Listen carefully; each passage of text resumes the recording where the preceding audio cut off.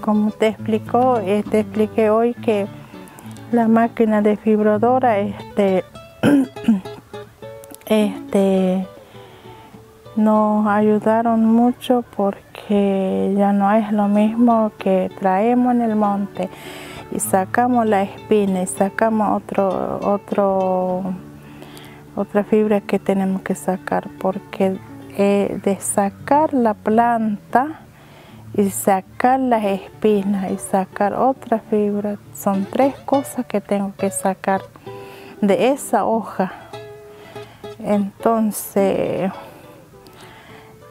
nos llevamos mucho tiempo de hacer eso, pero con la máquina agarramos una planta y lo metemos así entero la hoja y lo metemos en máquina y ya sale fibra. Y creo que ese trabajo que hicimos de tres veces de una hoja,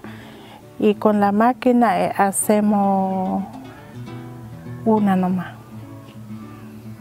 porque meter la hoja y sacamos y ya está la fibra. Entonces esa fibra tenemos que enjuagar y secar y ya tenemos que usar de hacer hilo.